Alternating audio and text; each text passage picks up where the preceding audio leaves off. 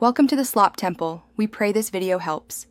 In this video, I will explain how to run Red Dead Redemption 2 on Steam. First, you'll need to purchase and install the game directly from the Steam store. During this process, it's crucial to ensure your computer meets the game's minimum system requirements for a smooth experience.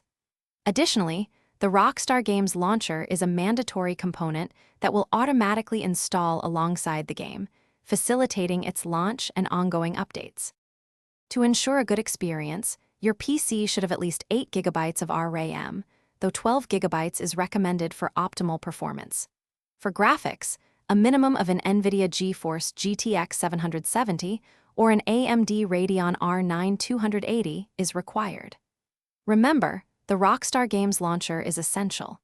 It manages game updates, online features, and verifies your purchase every time you launch the game. Once Red Dead Redemption 2 is fully installed, simply launch it from your Steam library. The first time you do this, you will be prompted to either link an existing Rockstar Social Club account or create a new one. This step is vital, as your Social Club account is necessary for saving your game progress, accessing Red Dead Online, and utilizing other important features. If you encounter any issues, start by updating your graphics drivers to their latest versions for optimal performance.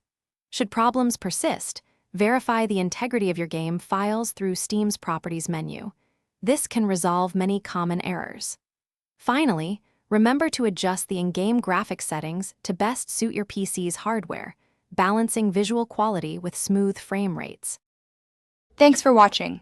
Consider subscribing if we helped you.